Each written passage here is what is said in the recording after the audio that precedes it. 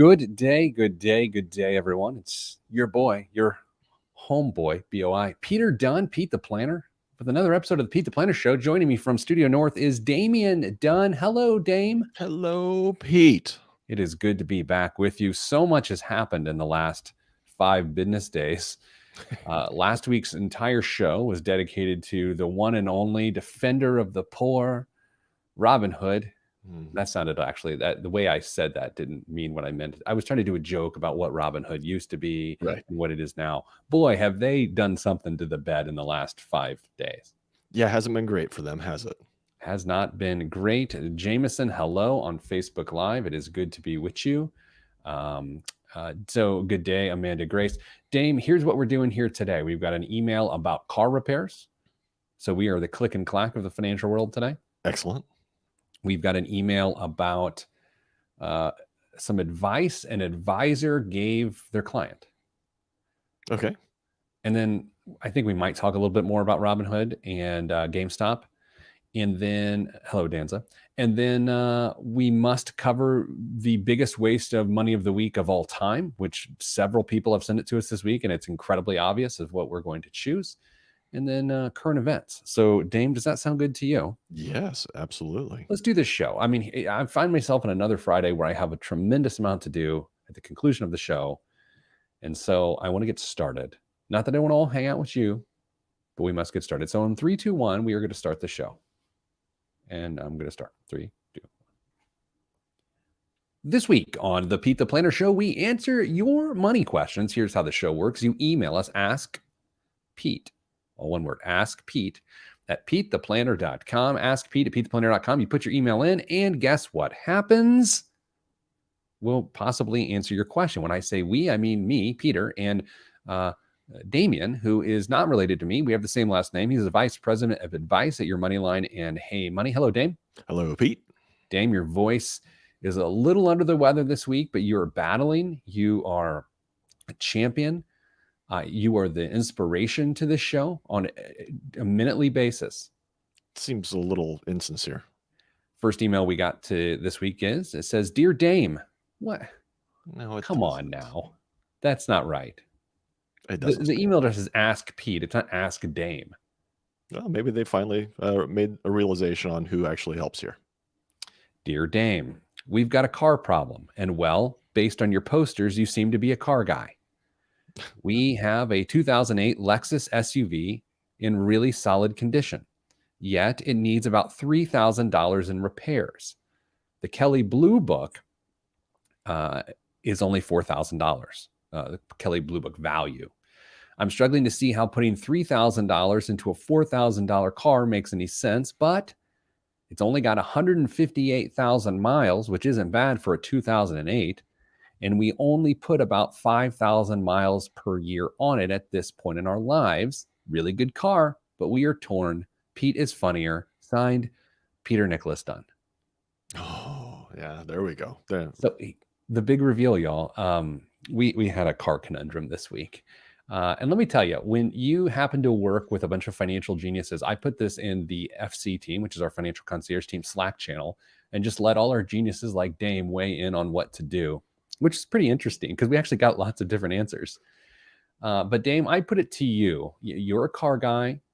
What questions do you need to ask of me to solve this problem? Do you have as much information as you need right now? Like, what do we do here? I think the really interesting part of your case is how much it gets used or how much it doesn't get used on an annual basis. Now, 5,000 miles could actually mean a lot of really small trips, and that it gets the snot used out of it. You're just not taking it, from home to, vacation or, an hour's drive or anything like that. So it still may be a very valuable tool to your family. It just doesn't go very far on a day in, day out basis. So am I close? It gets used very frequently, just very short trips, or infrequently for normal sized trips. Where are you at on that? Well, the reality is it is Mrs. Planner's car. Our kids' school is 1 mile from both of our kids' schools, a mile from our house. Their sporting events are less than 2 miles from our house. Our grocery store is 3 miles from our house. It doesn't go anywhere. Oh, by the way, Danza just noted in her Facebook Live comment, she paid off her car this week. And Hey, so we would like to congratulations. tell you that's why she was the 2020 listener of the year. And so we're very proud of you, Danza. So Dame, so here's where I'm at. If we put $3,000 into this thing with our thought that we will drive it at least another 3 years with very little maintenance, I mean, we might have to put on some brakes, probably not Sure. tires, maybe. Um, that's a pretty good deal. $1,000 cost to drive the car a year, as opposed to parting with a large chunk of money to purchase a new to us car, or if we chose to go the monthly route and put $400 to $500 a month into that.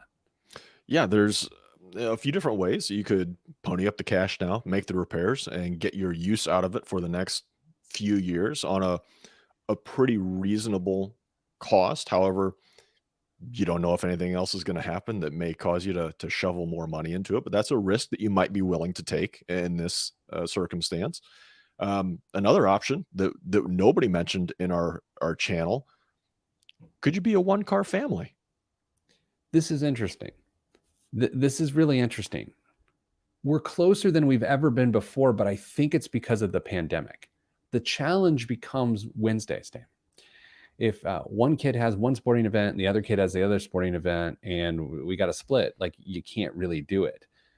One thing that was brought up in our Slack channel is, well, you could just donate the car and take a tax write-off. And that was an interesting thought. But to me, if it's worth $4,000 and I could trade it in for $4,000, I would rather trade it in for $4,000 as opposed to take the tax write-off, right?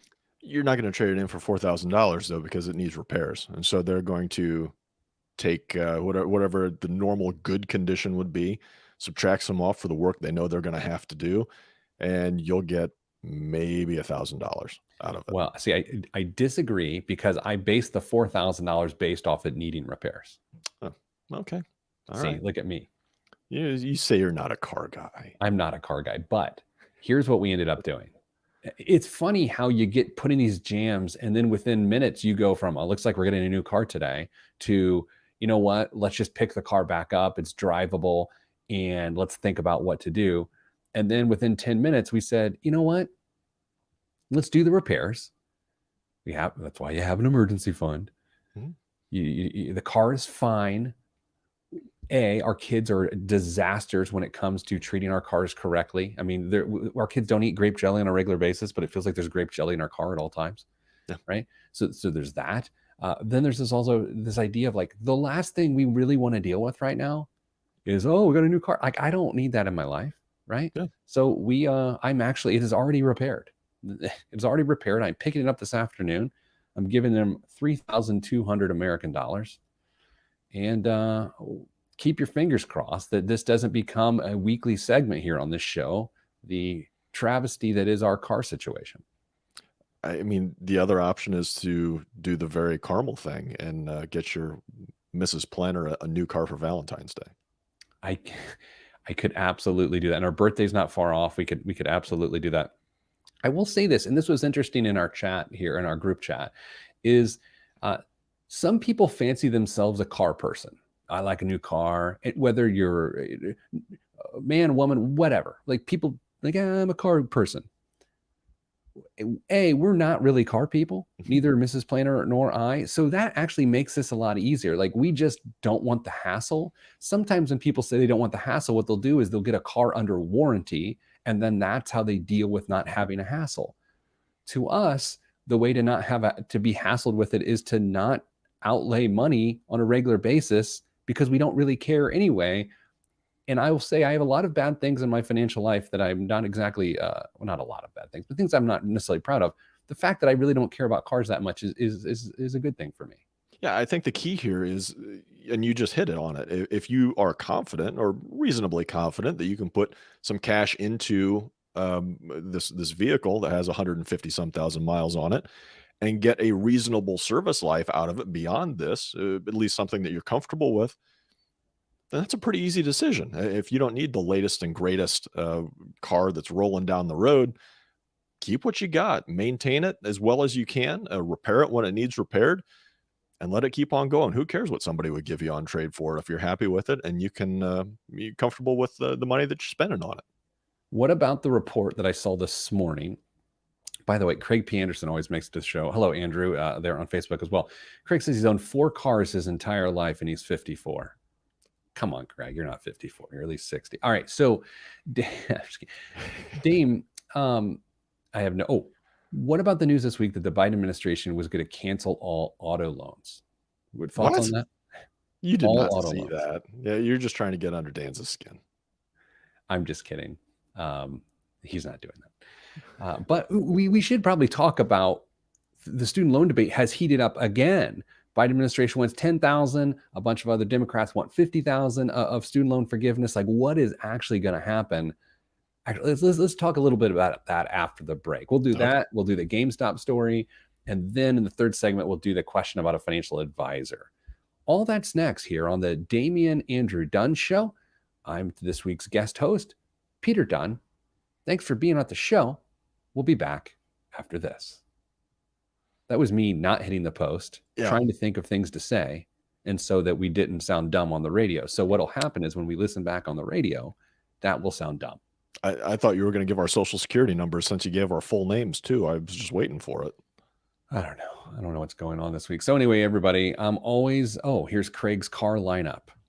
Ford Probe. Oh, I'm going to give my car lineup, I think. No, maybe I don't do it. Ford Probe, Toyota Camry. Craig, you're total Ford Probe guy. Jeep Wrangler, and a Highlander. Dame, what was your first car? Have we talked about this in the show?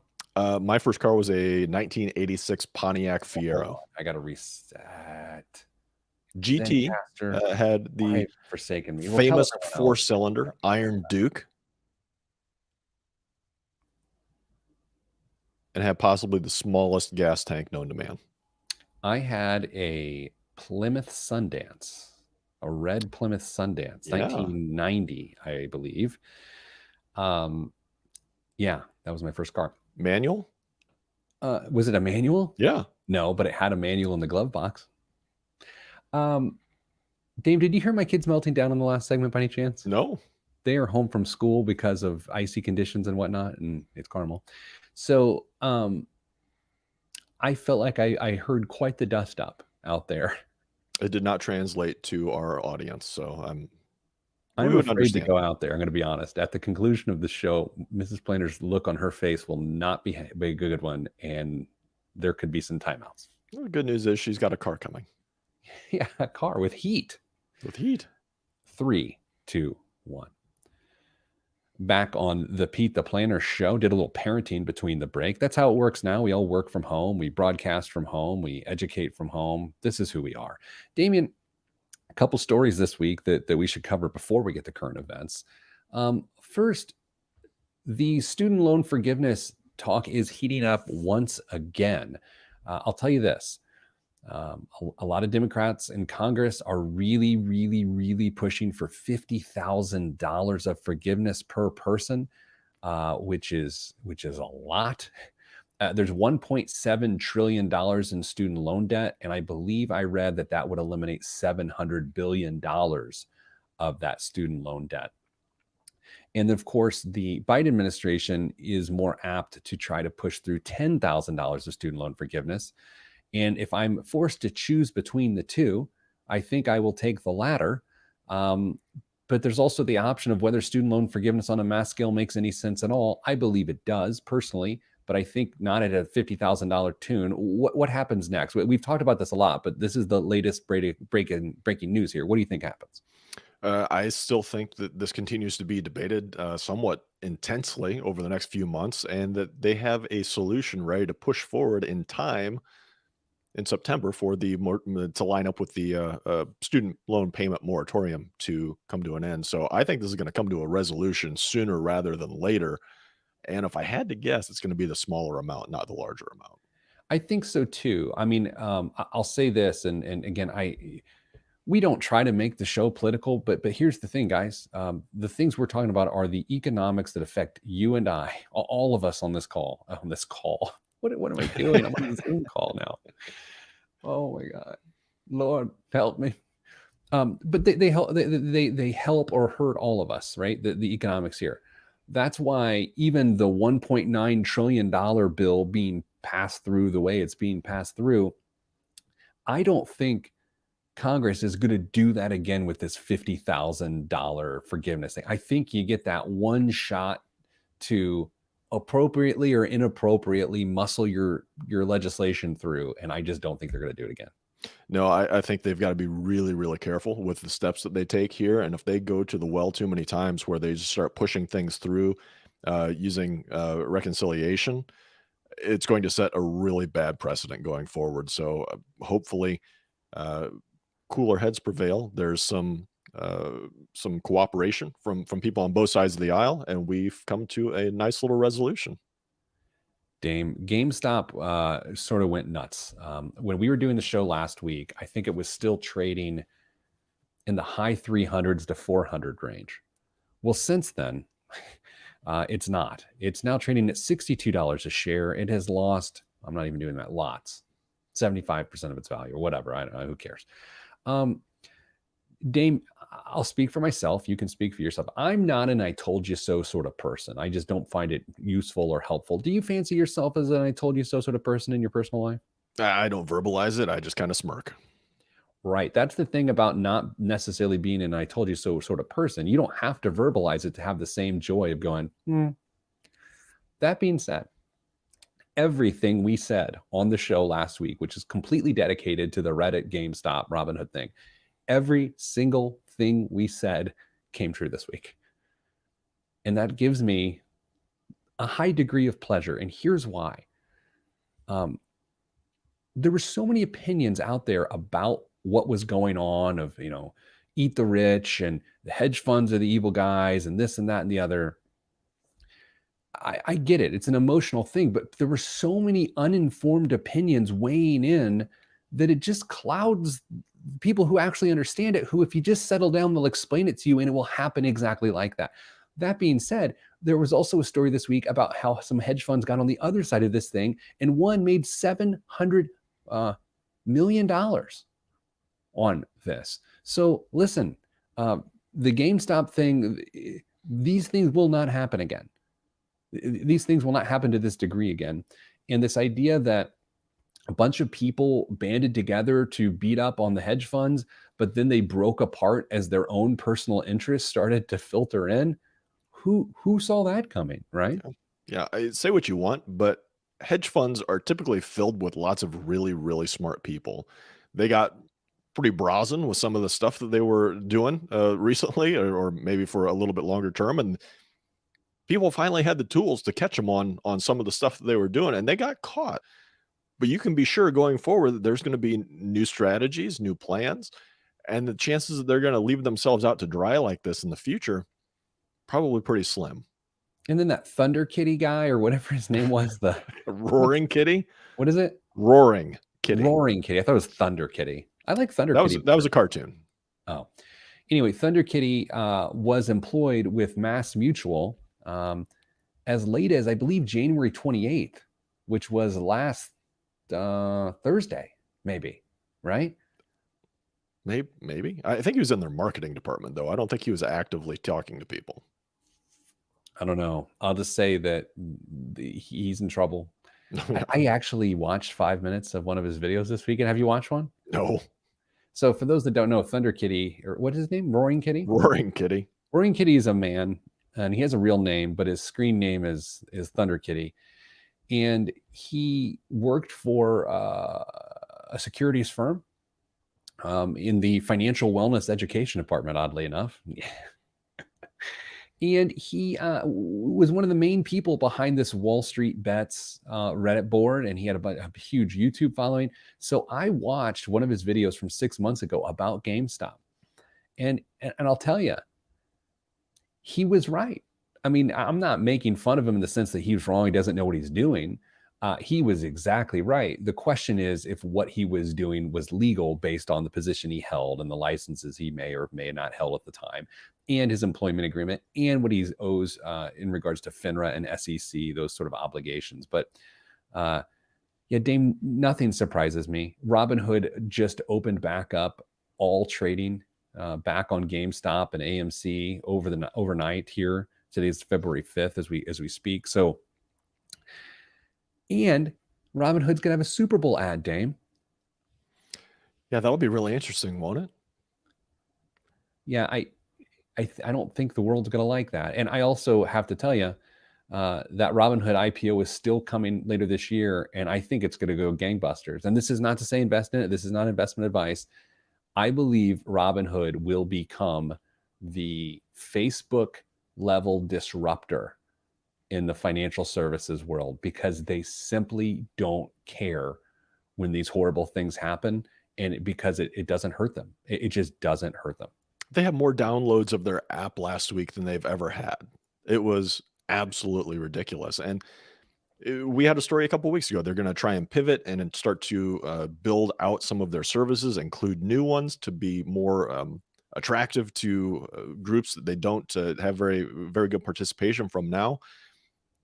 This put a lot of press on them, and it's going to stay there for a while. And I think they're going to use it to their advantage, pivot, and they're going to be all right. It might be a little rough sailing for a while, but it's going to be okay. Dame, did you have any thoughts on your friend Dave Portnoy, a CEO of Barstool, announcing that he thinks Robinhood CEO should be in jail because Dave Portnoy lost $700,000 because of all of this? What are your thoughts on that? Dave likes publicity because it's kind of who he is. And if you can make outrageous claims and be filled with what you perceive as righteous anger, then you're going to get some cameras in front of your face. And so that's what he did. He's completely wrong, but that's what he did. It's funny. We always talk these days. We talk a lot about free speech and what you're able to say and what you can't say. You are allowed to say something that's wrong. You can say something that's your opinion. You can say something that's wrong. And the reality is you just have to deal with the consequences of that. Like you can say whatever you want, but there are consequences to what you say. Yeah, he was preaching to his choir though. Nobody that follows him cares that he's angry about this. They believe him. It would be interesting if Robinhood would ever litigate against him, but I think they get so much free press from him. I don't think they would. Coming up after the break, and a question about an advisor. All that's next on the Pete the Planner Show. I'm Pete the Planner. I bumped up against it. Oh, I'm so curious to know who's in trouble in the other room in my house. All right, let's play some bets. Let's play a little win, lose, or jail for my family members. Ooh. Okay, so here are the players. There's Mrs. Planner, who's a win. Cool number. Win. What's that? She will win. She won. She will win. There's my daughter Ollie, who's 11, who has my personality. So we're looking at lose or jail for her. Probably lose, short term and long term. Lose right now. Yeah, and then there's Theodore, who is an 8-year-old, and he's been a button presser here the last couple of weeks, so he could also end up in the lose column. I think that's the room jail for him, yeah, right, for the foreseeable future. All right, let's reset the audio. Dame and I have loosely committed to changing how we run the show from a technical standpoint in the coming weeks. I just didn't have the patience for it today. I'd rather have the patience to deal with all this other garbage, but whatever. All right, Dame, are you ready for this next segment with this question I need to pull up here? Here we go. In 3, 2, 1. Back on the Pete the Planner Show. Dame, this is, I think, a pretty long question. I'm going to start reading it. Good day, unrelated brothers Dunn. I had a conversation with a coworker about HSAs that was quite frankly stunning.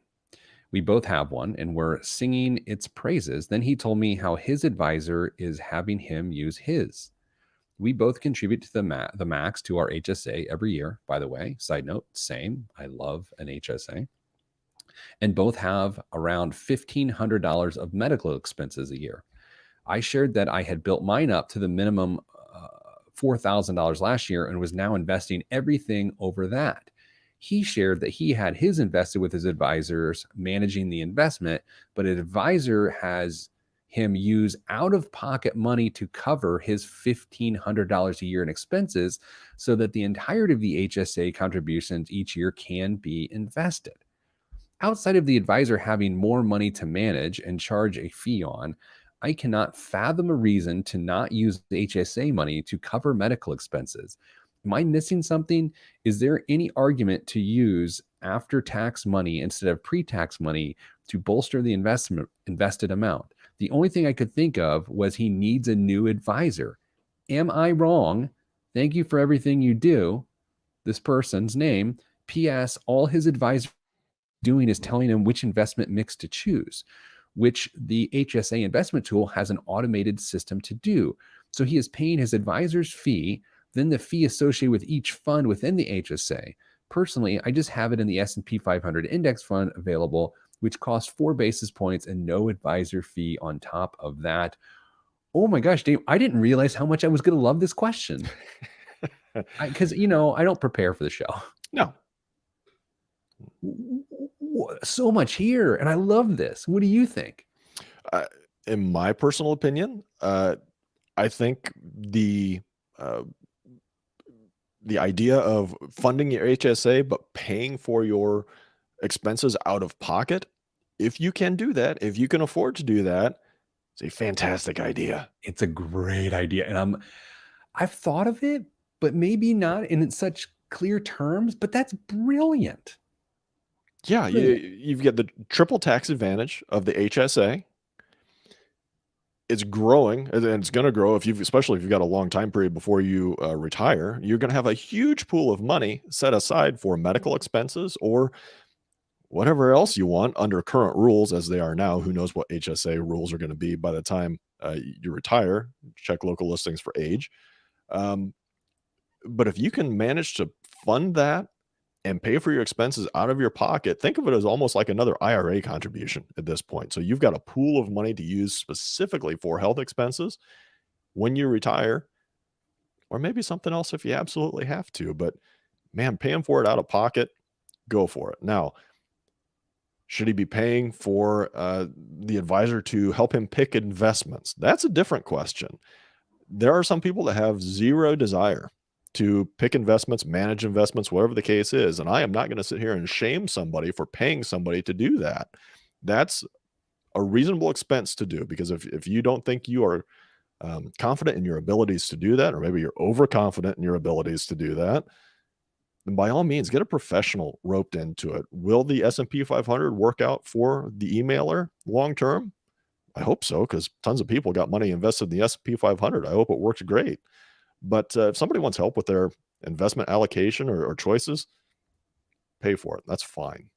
So I think the advisor earned their fee with the simple suggestion of to use out-of-pocket money to pay for medical expenses. So all types of people listen to this program, and you and I serve all different types of people in the performance of our job, right? So that is to say, this advice isn't for everyone. It's the advice for people who can afford to do it. Like, this is the sort of strategy that actually widens the wealth gap, but not in a gross way. It's because when you have additional capital to solve problems with, you can more take advantage of tax benefits. And this is a perfect example of that, because that $1,500 per year stays tax deferred. And it continues to grow and compound. It's not pulled out. I mean, I could do the math on it right now if I really cared to, but pulling $1,500 per year out of an investment over a 20-year period, Dame, that is going to be now I almost want to do it. Stand by. We're going to figure this out. Okay, we're going to figure this out. We're going to do it the reverse way. $1,500. I got an easy financial calculator app. Do you ever use that one? No. I'll check into it though. It's pretty good. Okay, so let's say we're going to start with zero as the principal amount, a monthly deposit of, we'll call it $1,200, or pardon me, $120 a month. Okay, are you good with that? To get yes. Okay, so that goes where we want to go. No, that's $2,500. Let me back that down. But you guys, I am a financial professional. No, $120. Okay, period. Let's say 240 months, and let's say that that's going at 8% rate of return. This strategy will result in a $71,000 difference in balance, estimated balance. $71,000 difference. That's at least one ambulance trip, right? At least. That's a brilliant strategy. Dame, a HSA is great, not only for tax reasons, but it's a very realistic acceptance that when we're older, we're going to have more medical expenses. And I would rather use tax favored money to pay for those than to use my retirement assets to pay for those health expenses. And so, emailer Pepe, as he said he wants to be called, although I don't know Pepe. I'll tell you this, Pepe, your friend is right. His advisor is really good. And by the way, your S&P 500 fund is fine. Do I think an advisor should charge someone to advise them on their HSA? I don't know if I really care. I mean, it worked. It's to the tune of $71,000 over a 20-year period based on an 8% rate of return and $120 a month worth of deposits. Yeah, maybe the other person in this that is being referred to in this email has some other assets with this advisor, and it's just part of the overall fee that's being paid. Who knows? But um, I have no problems here with either side, honestly. Yeah, right. That's a really good point, Dame. Sometimes we pit our strategies against each other like one's right and one's wrong. It's never that way. Well, sometimes it's that way, but it's not that way here. We have some really good questions coming in on Facebook Live right now, so let's hit them. Jeremiah says, if you want the investment vehicle, great. We have a similar thing going on in our house, but when I changed jobs, I also had to roll it into a different vendor, common. I was getting bled to death by monthly fees. Yeah, I mean, the fees within these HSAs can be predatory to some degree, so you have to really watch out. Amanda Grace asks, is there a difference between types of HSAs? I used to have access to an HSA at an old job that was a savings account and earned less interest than the monthly fee. Again, fees can kill you. Dame, some HSAs allow you to invest the capital within it. Others do not.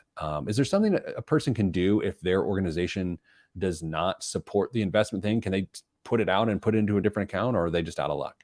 I'd check with your HR to see if they support outside HSAs for their program, but you may be stuck with whatever vendor they have set up for you. But once you have a separation of service, then you could very easily move that into an HSA with, I think Fidelity provides a free option, and a few other players are coming on scene that have very nice options as well that are a very, very low or no fee for you.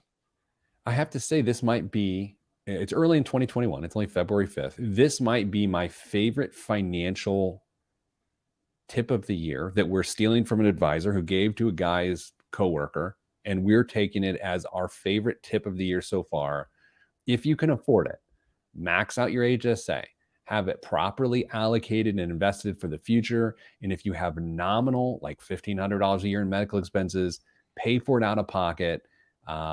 And it is a much better method of managing your money. That is the tip of the day. Thank you, advisor. Thank you. Well worth the fee someone else paid him. Yes. Dame, coming up after the break, the biggest waste of money of the week ever on this show. Everyone knows what it is. It's coming. And that's next, right here on the Pete the Planner Show. I'm Pete the Planner. I had no less than 3 people send this to me this week. Good. So people are into it.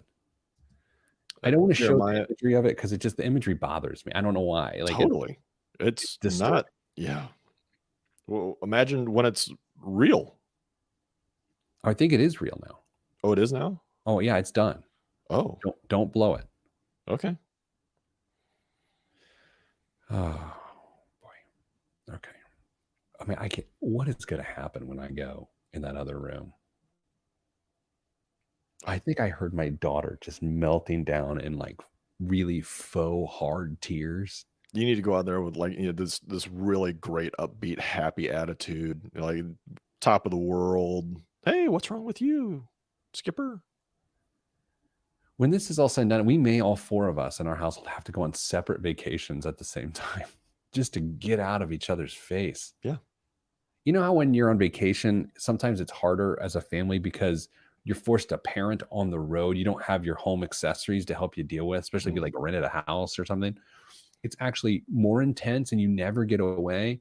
Like this whole pandemic, it's like at some point in time, I mean, we got to be apart. Yeah. I mean, you and Mrs. Planner can take a vacation and leave the kids with a bag of Doritos. I don't know. I really feel based on duties and what we do on a regular basis, because I'm doing this sort of stuff. I feel like I need to send Mrs. Planner like somewhere for like 3 weeks just for her own sanity. Could you survive for 3 weeks without Mrs. Planner in the house? No. No. I mean, who would make fun of me? It's true. You could step up for that. All right, Dan, let's do it. 3, 2, 1. This week's biggest waste of money of the week right here on the Pete the Planner Show is the BWAM, of course. Biggest waste of money has been around as long as the show's been around. So I don't know, 12, 13. No, I don't know. Don't care. It's been several years, at least a decade. Dame, this might be my current all-time favorite biggest waste of money of the week, which was a dog running service in Chicago. That's the one. It was one of the earliest ones ever. You would pay, wasn't a dog walking service. If you had an athletic dog, you could pay this service to come and run your dog for you. I don't know. It seems to make some sense to me. Get the energy out for those dogs. It makes a lot of sense, but it just seems like a waste of money. I don't know. I'm rude. This one's so intense. Lil Uzi Vert. It's a rapper. Oh. Lil Uzi Vert, Dame. Okay. Is he one of your guys? I mean, you like that, Lil Uzi Vert? I got posters waiting to go up on my wall next week.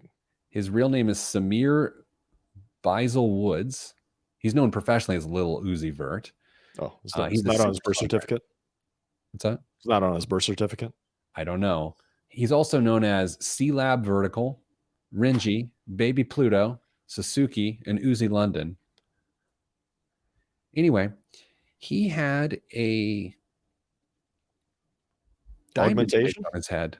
He had a $24 million pink diamond pierced, surgically added to his face in the middle of his forehead. It is about the size of a lima bean you would fear. It is the size of a prune, I would say. Both things you don't want.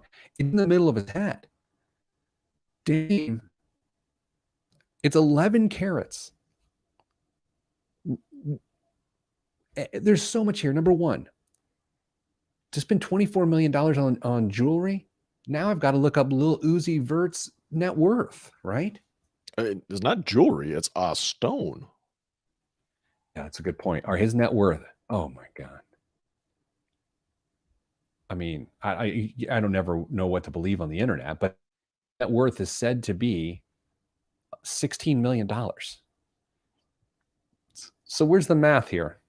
$24 million diamond placed in your forehead on a $16 million net worth. You think of the security you're going to have to hire to walk around with you at all times, so somebody doesn't walk up and punch you and rip it out of your head. Yeah, here's what I'm thinking. Let's say you're sledding. Let's say you're outside, you're sledding. You hit your head on a snowbank. A diamond is the hardest surface in the world. There's no give. It's going into your skull, and your Lil Uzi Vert is no longer vertical. It's Lil Uzi horizontal because he's dead. Maybe he's got a separate little helmet for the diamond and then a helmet that goes around that. What was the Johnny Quest? Did you ever watch that cartoon when you were a kid? It was Johnny Quest and Haji, which is, seems a bit pejorative. Anyway, the kid had a turban on, but he had a jewel in the turban. Oh, who was writing these cartoons in the 80s? Are you an Avengers fan? I don't mind Avengers. Oh, it's a Vision. Vision. Yeah. Wonder if that's what he was going for. It's an infinity stone, not a diamond, Pete. Hiding it in plain sight. Amanda offers on Facebook Live, so it's accurate because this is coming via Facebook Live chat. The article says it took him 4 years to pay it off, and now it has to be removed before it turns fatal. What? Anyway, Dame, that's this week's biggest waste of money of the week. Dame, what's in current events this week? This week's blizzard in New York City turned into a windfall for intrepid teenagers who discovered the old-fashioned rewards of shoveling snow for big bucks due to a flurry of demand. A flurry of demand, Pete. Kyle, a 17-year-old in Brooklyn who started shoveling this winter, said he used to be addicted to lounging with video games and television, but after months trapped indoors by the pandemic, he jumped to join a friend seeking snow jobs during the storm. Working from dawn until 11 p.m., temperatures that dipped well into the 20s on Monday, they made about $500 to share. Not bad. They were at it again Tuesday despite some sore arms and backs. His mom, Melissa, said she was thrilled. I'm excited he's off the couch, she said. Now, this is the interesting part, Pete. Okay. The average price for snow removal in New York City for a townhouse in the city Monday was, Can I guess? yes, $200. 150. Oh, 150. When we were kids, it was $5, $2 a driveway. Yeah. $150 for a townhouse in the city and $190 for a standard suburban home, according to Shoveler, an app that matches clients with snow job seekers. I downloaded this app, Pete. I have signed up for it. Well, Yeah. my kids, essentially. And this will probably come as zero surprise to you. Northeast Indiana hasn't caught on to the app Shoveler yet. So we're out there looking for jobs, but nobody's saying they want us to come shovel. I love everything about what you just said. There is no more pure level of entrepreneurship than shoveling snow, especially when you're a kid. And I love that you're doing that as a dad because you're a great dad. And I also have to say that assessment that it has not caught on in Northeast Indiana would also lead us to admit that it probably will not on in Northeast Indiana until global warming has exploded our entire planet. Correct. So we're going to transition now from kids making money the old-fashioned way through labor and stick-to-itiveness to, well, over the course of Lionel Messi's illustrious career, it's always a given that the FC Barcelona star has been well compensated for his talents. There's never been a better time to be quite possibly the greatest player in history on one of the world's richest clubs. You could assume that Messi was paid along the lines of the world's top athletes like Patrick Mahomes or LeBron James and Mike Trout. But thanks to a leak from a Spanish newspaper, well, we know you'd be wrong to assume that. Very, very wrong. The numbers, Pete, the contract that Messi signed in 2017 was $674 million for the entire contract. $167 million per year, $139 million for a renewal fee. Man, you thought your renewal fees were tough, but $139 million and a $94.6 million loyalty bonus in 2020 dollars. That's unbelievable. And then he ended up suing people for leaking that. So he's going to probably find some additional financial compensation. Now, I don't want to speak out of turn here. I don't know why I would care about that now. And no, I'm not going to make the joke, this could get messy. But didn't he have some tax evasion issues? He might have, actually. Yeah. Well, that's a lot of money, Dame. But look, here's the thing. I tend to not get upset about what athletes can get paid because there's a market for it. It is economics. They generate revenue for their clubs. The owners of the clubs have to make a decision whether that's a good investment. Just like if you and I were saying, hey, should we get a new copy machine? Could those copies speed along the way we do business, and what we pay for it is all taken into consideration there. So that doesn't bother me. And that man has magical footwork. Yeah. I think the most impressive thing is how short this contract was. How many years was it? I think it was 4. Wow. Yeah. I mean, Patrick Mahomes, quarterback, Kansas City Chiefs, playing in a big football game this weekend, 10-year contract, $500 million. Mm-hmm. Mike Trout, 12-year contract, $420 million. Mm-hmm. Yeah. All right. One last thing. Uber announced Tuesday it's acquiring alcohol delivery service Drizzly for $1.1 billion in stock and cash. Pete, you will be able to have alcohol delivered straight to your house. I think this could be a game changer. Well, I'll tell you this, that Drizzly does already deliver alcohol straight to my house and has, not because I was lazy, but someone gifted me alcohol and they sent Drizzly to deliver it. And it's also worth noting that about a half mile from my home, easy walk, is an amazing liquor store where I could go get it myself and work off, some of those calories. Wow. It has not made its way to Northeast Indiana yet. It has not. By the way, congrats on Typewriter that just made its way to Northeast Indiana. We're looking for that ribbon. All the show's over. Hey, send you good vibes. Good vibes are all that's in the budget. I'm Pete the Planner. This is the show. blew right past it as I was making fun of you. It's all right. It'll be worth it. Producer won't care. Okay, here's the thing.